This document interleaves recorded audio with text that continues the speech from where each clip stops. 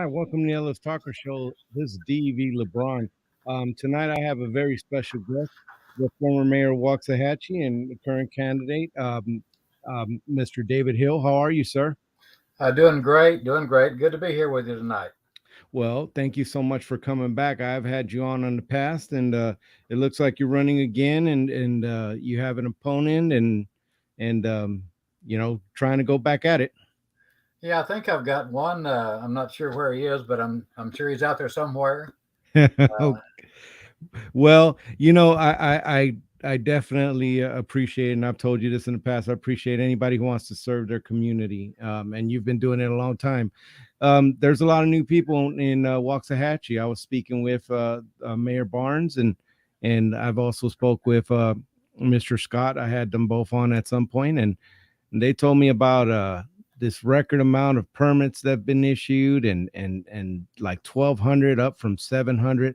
So Yeah. they might not know who David Hill is. So can you go ahead and tell the people who about yourself? My name is David Hill, and I've been on council for 8 years. 2 years as mayor, 1 year as mayor pro tem. Mickey and I have lived here about 16 years. By trade, I'm a home builder and a developer.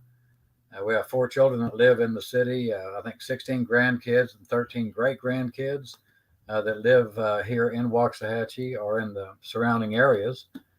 So I'm just a simple person like everybody else. I have no agenda as far as politics go. But as a developer, I saw that there was a need on city council, maybe use my expertise in working in that area and arena. So I ran for city council and have been on for the last 8 years. So kind of a simple statement. It's not much to it. Uh, Well, I that's mean, what I do. you have done a lot in your life, and I mean, we had an interview, and we actually spoke for over an hour, and you were talking about some of the budget stuff, and you were going quite extensive. So, you were the mayor, you were the mayor pro tem. You've been doing this a while. Why do you want to do it again? Well, I found out something, and a lot of people find it out their first term that what you think can be done overnight sometimes takes 3 or 4 or 5 years. So, for instance, we plan to rebuild all the streets in a subdivision here in Waxahachie. It was a 5 year plan, and we're in plan, I think, year 7 or 8 right now, and we're not finished with those streets. So it's a lot more to it than what meets the eye. A lot of budgeting items that have to take place before you can get anything done. Engineering has to be done on projects, and it may not get in this year's budget. It may be 2 budgets out that your project gets in, and then it gets queued up, and hopefully there's not a change in pricing that changes that.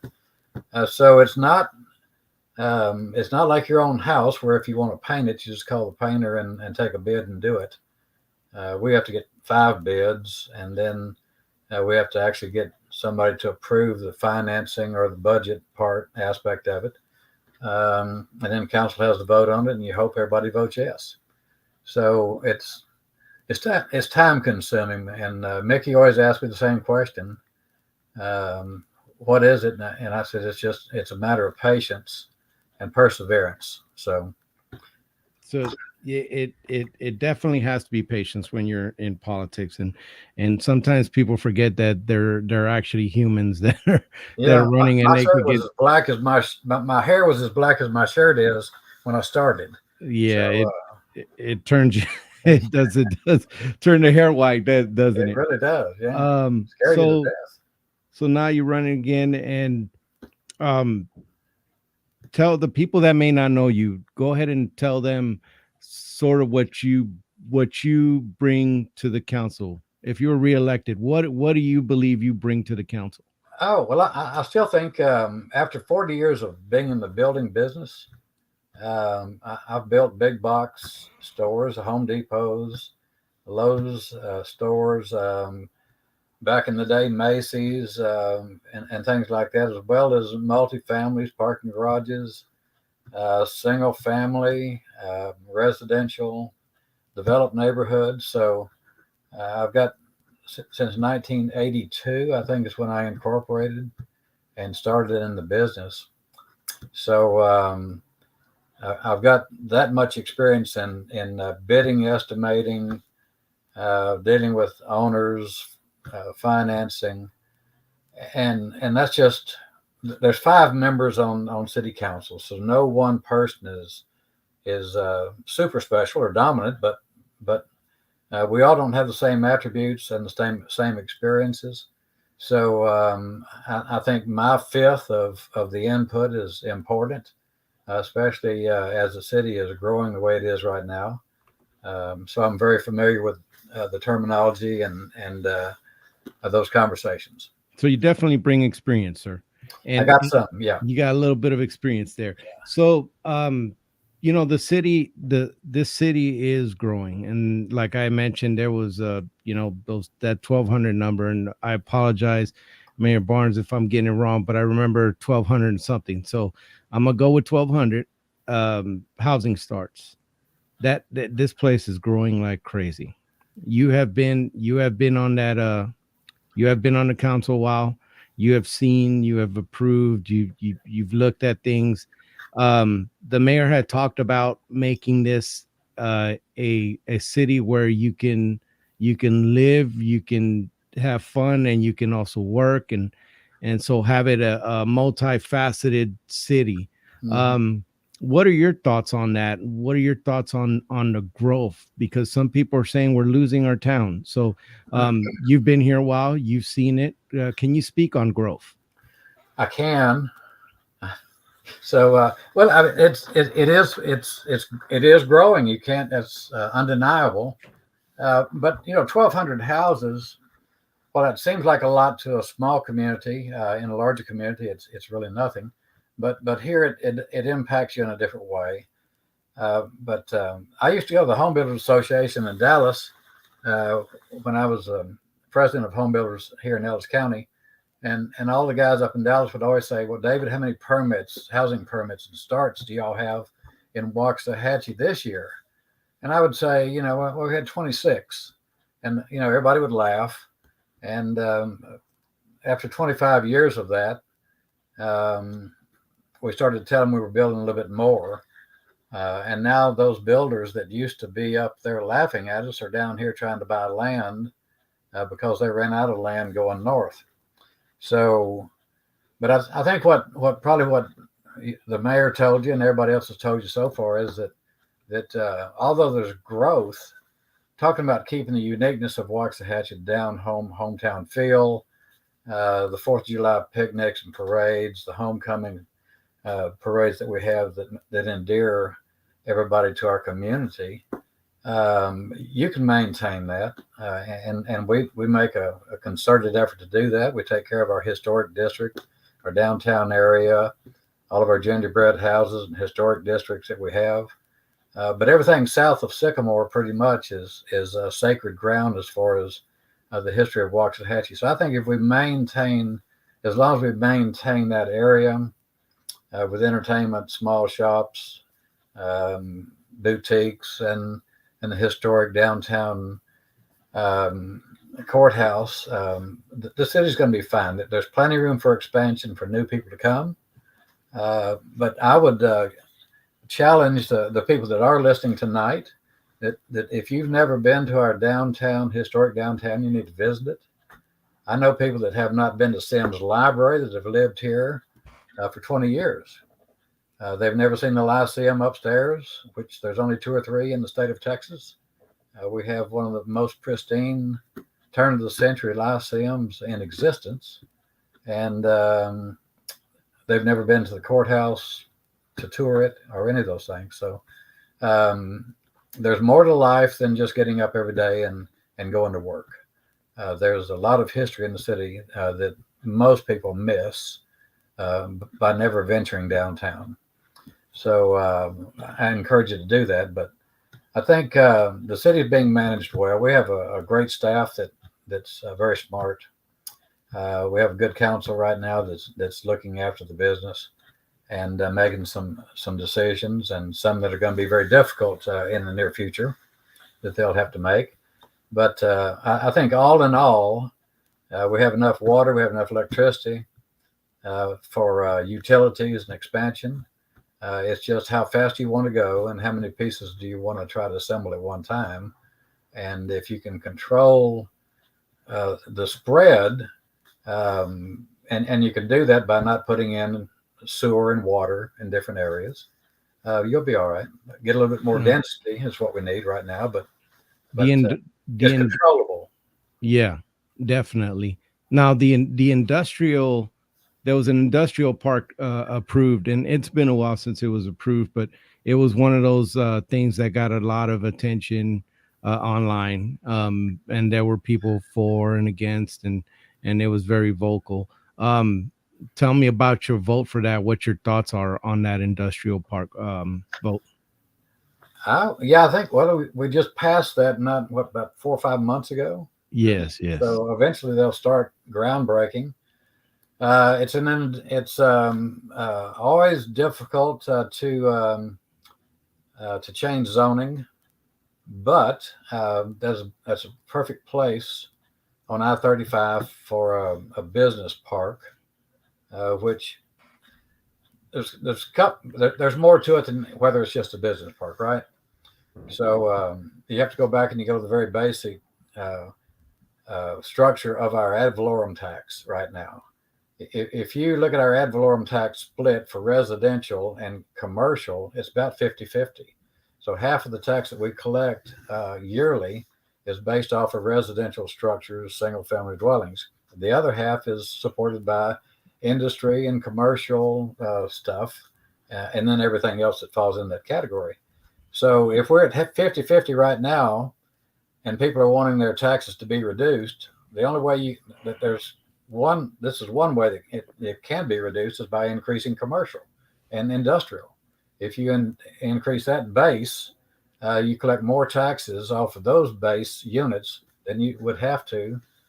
So you'll be able to reduce taxes by doing that. So I know people don't like it. They don't like apartments in their backyards. They don't like anything in their backyards. And I don't like anything in my backyard. But I think we got the best deal we could get on the business park. It'll bring a lot of a tax base to the city, a lot of jobs. The good thing about an industrial park is it doesn't require a lot of city services. Right. You don't need police. You don't need fire. Usually the employees are minimal on an area like that, and it doesn't impact your school districts. Right. So it's a good fit for the area. It's right on 35. People in one of the neighborhoods didn't care for it. Right. And I'm sorry that we couldn't all be in agreement, but sometimes people buy land and they want to develop it, and then it comes to the city for approval. So now the thing that you were talking about with taxes, and I know you know this extensively. Let's talk taxes. Property taxes are still that's probably the one thing that's mentioned more than the only thing mentioned second to that is roads. But taxes, a lot of people are hurting with taxes, and I know Waxahachie lowered its tax rate. It's one of the lowest around the city surrounding it. What are your thoughts on the taxes and the way the budget went? I know we're working on a new budget, but the last budget, what do you think about how we did with taxes specifically? Let me ask you a question. Talk to me. If you knew you had $600 million worth of infrastructure looking at you in the very near future, would you go to your boss and say, "Hey, I've got this big expense coming and I want you to cut my salary"? Just asking. Okay, I never had it put like that, but yeah, okay. Well, I know, but you got to think of it that way. What we did, and right now we're at, we're at 66 cents, right? So I think May Pearl is a half a penny below us, but everybody else is above us. Midlothian, DeSoto, all the city, Burleson's, Yachty, and Mansfield, they're all higher than we are. And we have people asking us to go down to no new revenue, which is 2.5 cents off of what we are right now. So All I know is we have a tremendous amount of upcoming expenses. And what we don't want to do is keep issuing debt if it's not necessary. But if we cut taxes, then you're going to do one of two things. Your infrastructure that's already deteriorating. We have infrastructure that's in the ground today that was put in the ground at the turn of the century, 1900s. Some of our streets were still, that have not been repaired. The curb marking says 1927.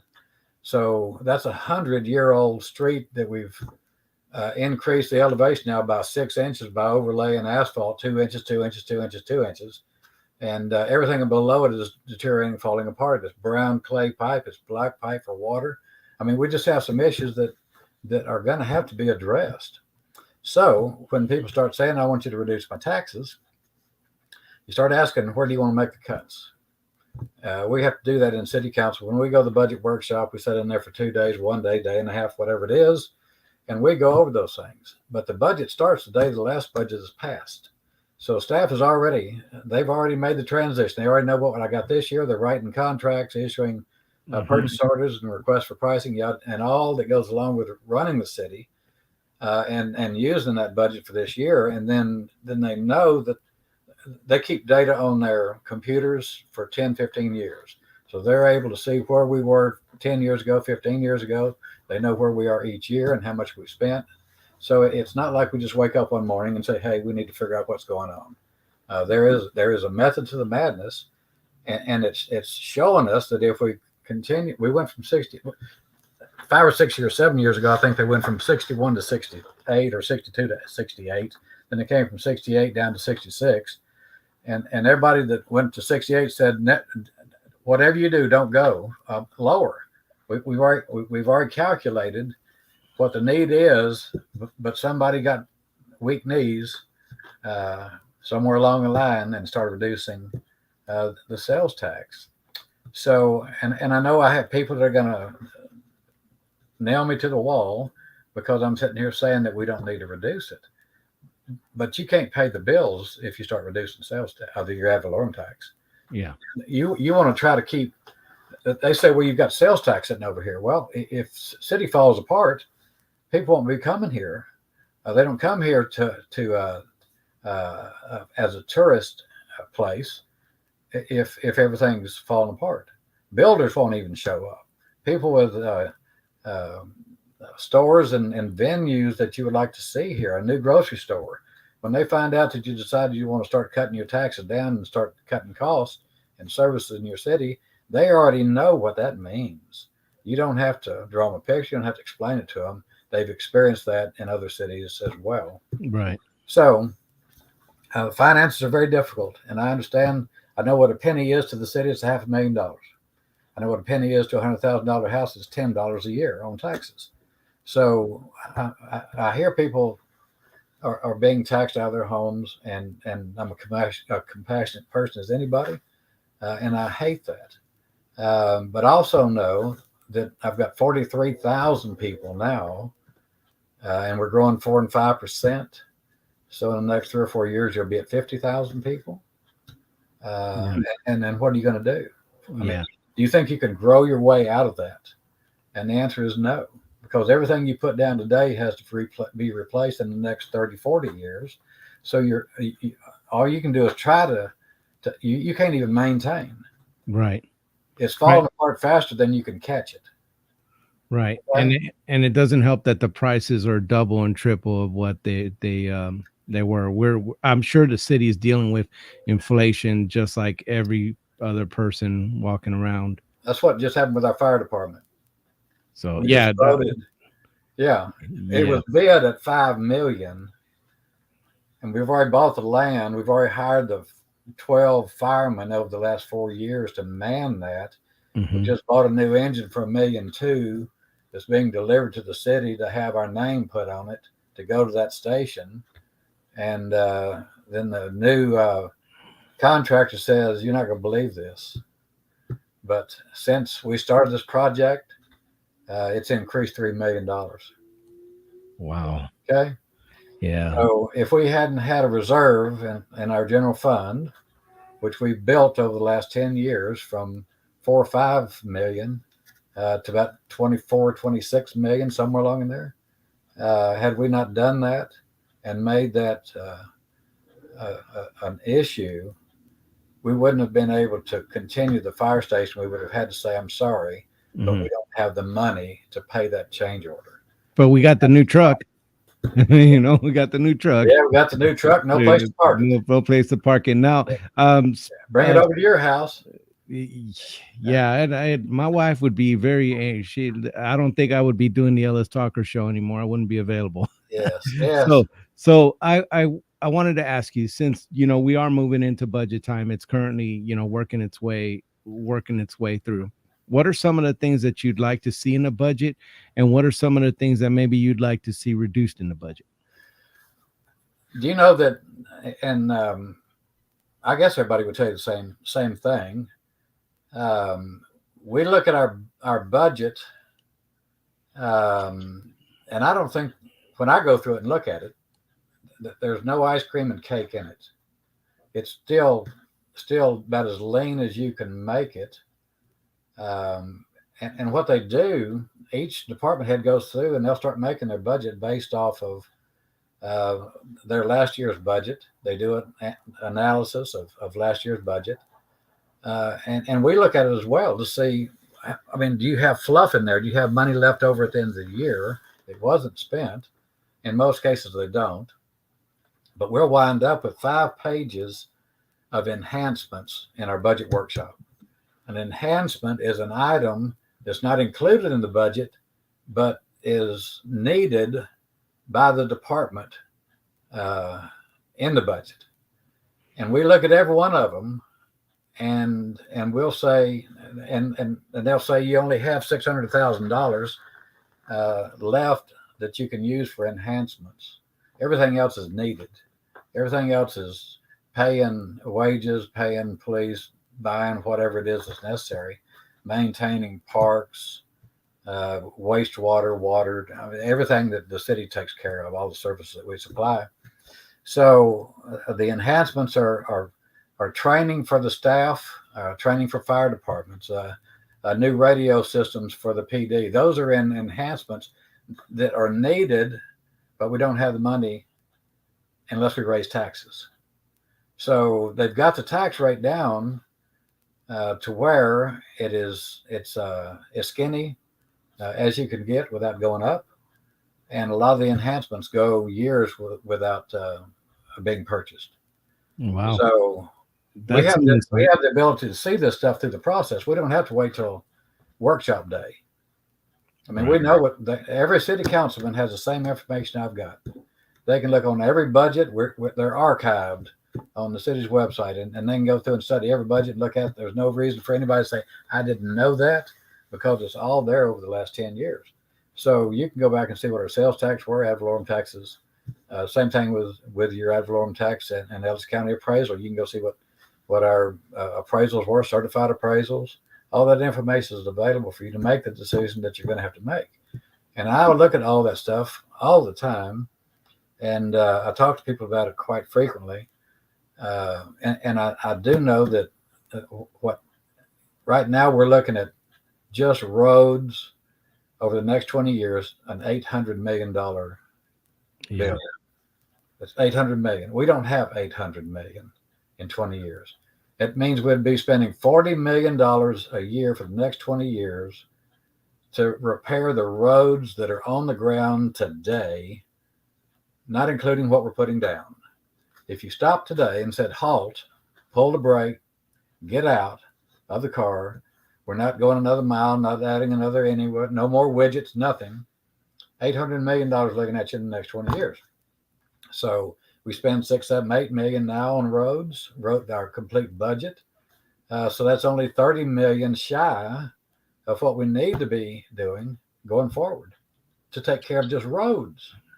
We're not talking about water lines, sewer, and wastewater treatment plant expansions, and all the other stuff. So those are the decisions that council, along with staff, you have to sit and say, do you want to take the heat politically, or do you want to do what's right? It gets down to that. If I, you do what's right, you stand a chance of getting voted out. If you do what everybody is wanting you to do, you'll get voted back in, but the city will fall apart. So it's a decision that you have to make. and And you know I've what? decided, in my mind, that it's best that we have to bite the bullet. I love that's one thing that I've loved having you on, because you can get into those details that maybe people are not thinking about or talking about. I mean, you broke down the budget, our last interview, pretty darn good. So there's enhancements that haven't been able to be touched in years, and you'd like to see if we can touch some of those enhancements so we don't keep getting behind on them.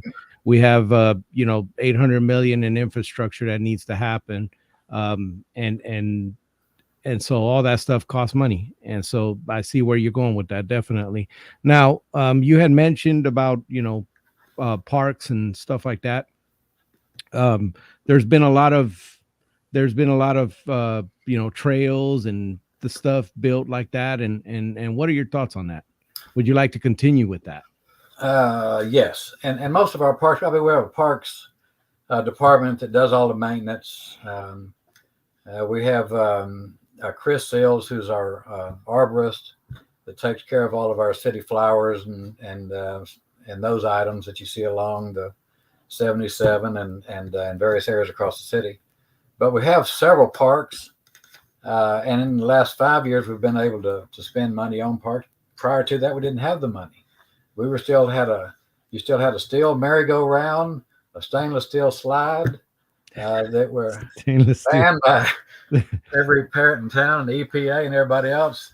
The So kind that burn that bottom when you get yeah, on them. yeah, you press your pants coming down those things. Yeah. Yeah. So mamas didn't like it, and babies cried when they did. Yeah. So we have a Waxahachie Community Development, which is our 4B corporation. It's funded by sales tax. They have the ability to have separate corporation oversight by the city, but they have the ability to issue bonds. And we've been able to get several million over the last 3 or 4 years out of 4B to pay for some of our park enhancements that we're doing. We just did a master plan for the lake, Waxahachie Lake, which it's our water reservoir, but it's owned by the city. We've got 3 parks there that we're going to do a master plan to completely redo those. There'll be a long-term project. It takes several $1,000,000, but we think we can work with WCDC, our 4B money, with that also. We're doing a master plan on Penn Park, which is our one of our largest parks. I mean Lions Park, not Lee Penn Park, but Lions Park, which is right below our sewage treatment plant. It's 44 acres. That is originally was put there by the Lions Club, fairly unused. It has no amenities. So we're doing a master plan on it right now, and we're going to put a place out there that will be very respectful. So yeah, I think lifestyle enhancement things have changed since I was a kid. We didn't have trails; we made our own. Yeah. But now that people now expect that it's Right. lifestyle enhancement. Right. So if you don't have parks and trails for the parents and the kids, it's a quality of life issue. People don't like that if it's not there. Last thing I want to ask you before I have you wrap up and talk to the people of Waxahachie is about the annex. How's it going? What are your thoughts on the annex and that construction? Because that's the big project right now. But it is a big project. But I mean, on the picture that when we first saw it, I said, "My God, that thing's about 20 blocks long. It's going to be a big one." But now the footprint's on the ground, and it's really not near as big as the picture. Was a little bit deceptive, but it was factual and actual, I guess. But the city doesn't have any space right now. We put up all kinds of petitions within the old city hall, and that was expanded back in I think 2000 maybe. The wing that's on there now was built in 2020, but we just don't have room for the staff. So because of cramped spaces now, we'll build a new annex. It'll have some high tech stuff in it now that we'll be able to do more streaming on our committees, commissions that people are asking for. And I think it's got, we'll have a police office in there, so we'll have some security downtown, first aid, place for EMS, some public bathrooms will be in the same facility, which will help with our park down by the creek. So I think it's got a lot. We were able to pay for some of that out of our reserve, and the other half we bonded. But I think it's good for the city. It's going forward. You're going to need that space. We can repurpose the old building a little bit, but I mean we make water on the old building. The sump pump go out in the elevator, and you start making water. So and it's happened several times. So there's a lot of limestone over there. And when that building, the original building was built, again, early 1900, they didn't think about that. There's no way to waterproof. So it's kind of sitting on a little stream that runs through it. And kind of neat, but it can cause problems. So the new place will be new, and it'll serve us well for the next 20, 30 years. So I think it's a good thing. Excellent. Well, now we've come to the point in the show where you talk directly to the people of Waxahachie and just kind of tell them why they should vote for David Hill again. And I'm going to go ahead and give you the mic. Well, thank you. And I appreciate you having me on tonight. I'm going to try to look straight into the camera here. Mickey always gets upset with me when I do these things, so she puts me up in the attic. And this is where I am right now. But the question obviously is the job that we've done, if you approve of it, I would greatly appreciate that. But I think going forward, the city's in good hands. I'd like to continue some projects that we started in the past. I still have the desire to serve. I really do appreciate talking to citizens. Many of them agree with what we're doing. Some get upset with us. We try to resolve those issues and mitigate the problems that we have. But I think we're doing a good job managing the city. I think we're in good financial shape.